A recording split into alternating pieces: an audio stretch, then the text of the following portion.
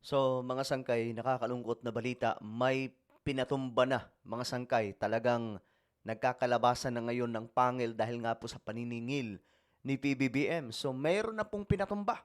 Tingnan natin.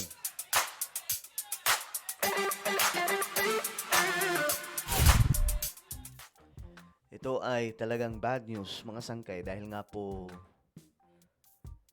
ito na yung ginagawa ngayon para walang makapagsalita. Mukhang ito na yung kanilang ginagawa. Parang pelikula lang mga sangkay. Pero sa tunay na buhay, talagang totoong nangyayari. May pinatumba na po na kontraktor. Anyways, bago tayo magtuloy-tuloy, paki-subscribe po muna yung ating YouTube channel. Tayo po ay 1.55 million subscribers na. Sa mga hindi pa po dyan nakakapag-subscribe at gustong mapabilang sa dumaraming mga solid sangkay, makikita nyo po yung subscribe button sa baba ng video na to. I-click nyo lamang po yung subscribe, i-click ang bell at i-click nyo po yung all. Sa mga nanonood po sa Facebook, i-follow nyo po yung ating Facebook page. Okay, sabi ko nga mga sangkay, may mga pinapatumba na. At ito yung balita ngayon mga sangkay. Grabe. Contractor shot in Negros Oriental. Isang contractor daw po ang pinatumba sa Negros. Grabe itong nangyayari mga sangkay. Ayun o. A 58-year-old engineer and contractor. Engineer Angelito Uy Mendoza, a resident of the same town, was shot along the National Highway in Sitio Umanod, Barangay San Francisco, Santa Catalina, Negros Oriental. So, ngayon nakikita na po natin yung mga taktika, mga sangkay, na may mga ipapatumba talaga. May mga ipapatumba. Lalong-lalo na po yung may mga alam. Of course, yung mga kontraktor, maraming alam yan. Mga opisyal na humikbak. Mga miyembro ng DPWH na humikbak. So, mga sangkay, ano yan ang tawag dito, sabi pa nga ni Ping Lacson, sindikato na nasa loob ng gobyerno. Ito yung kalaban ni PBBM ngayon. Mismong gobyerno niya yan. Kasi, mga tauhan niya yung iba dyan Halimbawa, sa DPWH. Kaya medyo mga sangkay, critical at medyo to kay PBBM, mahirap pero kayang-kaya ni Pangulong Bongbong Marcos to. Ngayon kasi, agresibo si PBBM. Kasi, first time po ito na nangyari May natatandaan ba kayo na nagsiwalat ng ganito sa isang administrasyon? Wala. Si Bongbong Marcos lamang. Malalim to. Kasi matagal na po itong nangyayari. Wala pa si BBM, wala pa si Duterte, nangyayari na po ito.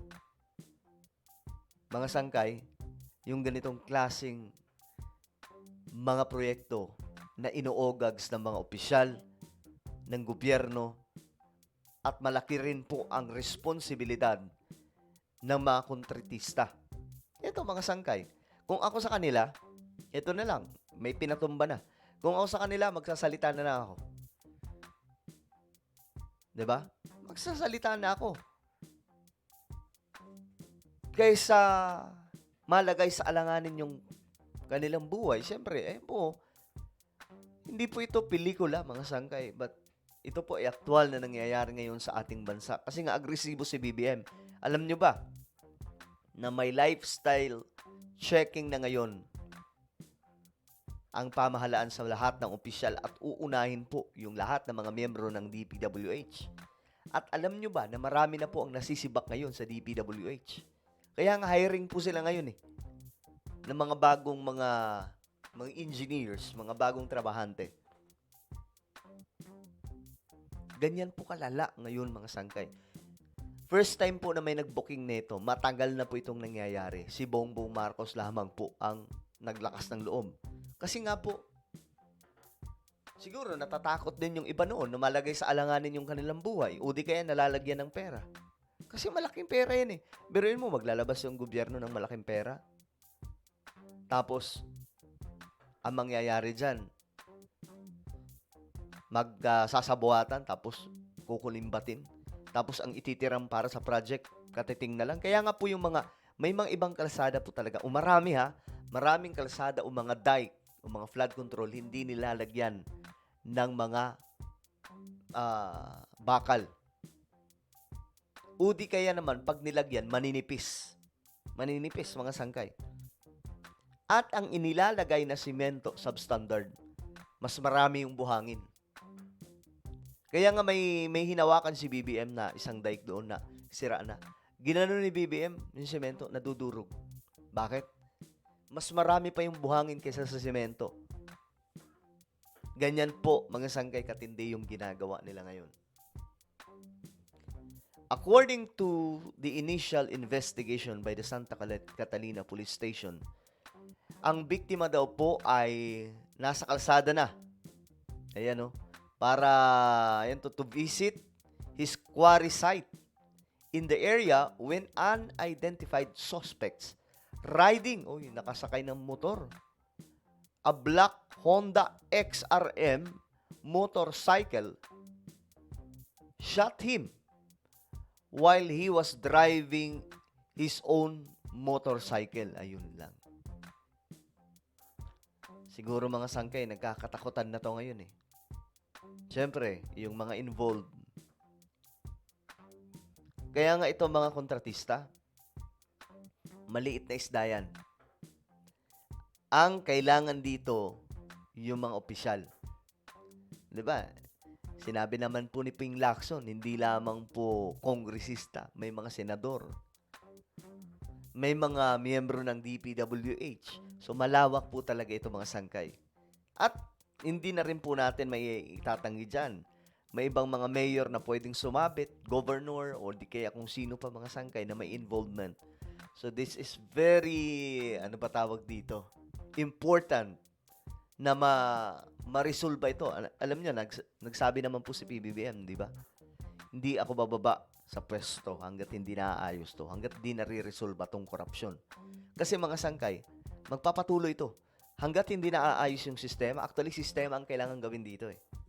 Ayusin ang sistema. Kasi kahit pa magpalit ng tauhan, kung hindi naaayos yung sistema sa loob, mauulit at mauulit lang yun. Kasi sistema nga eh. Nananalaytay na po sa sistema eh. Ayusin nila. So anong gawin? Masyadong lahat ng proyekto kailangan na transparent. Kailangan na may nag-iinspeksyon sa bawat project. Kung tapos na, kung sinimulan na, kung tapos na, kung tama ba yung pagkakagawa. Ganon. Dapat may sistema ng ganon. Sa bansa kasi natin, lahat nagugulangan eh. Tama? Nagugulangan po sa bansa natin. Kaya, ito yung mahirap talaga sa Pilipinas. Sa totoo lang.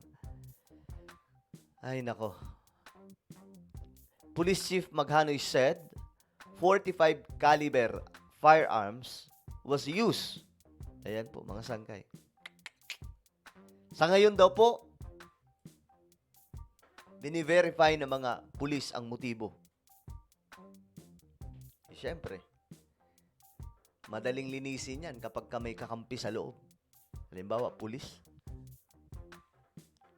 Kaya kailangan po ngayon ng kung hanggat maaari nga, since we are talking about sa pagsasaayos ng sistema eh. Dapat mag-revolutionary government na muna tayo. Si BBM mo nang upo hanggang 2034 para talagang totally wipe out itong mga siraulo, maayos yung sistema. 'Di ba? Kasi hanggat ganito tayo mga sangkay, mauulit 'to eh. Mauulit at mauulit 'to. So kailangan po talaga dito ng masinsinang investigasyon at pagsasaayos sa sistema. Sana nga po mag-parliamentary system. Kasi ito po yung solution sa magulong sistema, sa pangit na sistema ng pamahalaan natin. Parliamentary system. Ewan ko lang kung may tumakbo bang siraulong politiko kapag parliamentary system na po tayo. Yan, mga sangkay, may pinatumba na. Sabi na may nag-comment dito, congressman yan for sure or baka sa DPWH. Nawawalang contractor is waving. The game is on. nagkakatumbahan na, baka mag-sing. Well, sounds good to all the DPWH contractors. Better watch out or better not cry. The Santa Claus will coming at you. The Purge Contractors Edition. Less contractors, less witness. Di ba? Nahuhulaan talaga ng netizens. Grabe, no? Kaya, alam nyo, yung isa sa makakaresolba dito, General Torre. Yung pagkahagilap sa mga sangkot, General Torre yan. Kailangan po siya dito. Kasi wala pong ibang, may mga pulis nga, may hina yung loob, o di kaya nababayaran. 'Di ba? Si General Torre, mahirap bayaran yan. Baka berahin ka pa niyan. So, well, abangan po natin mga sangkay. Pero ito lang ang malinaw sa lahat ng nangyayari. May mga ipapatumba na. Ayan na nga po, sinimulan na para hindi po makapagsalita. Alright? So, ano po ang inyong opinion? Comment down below.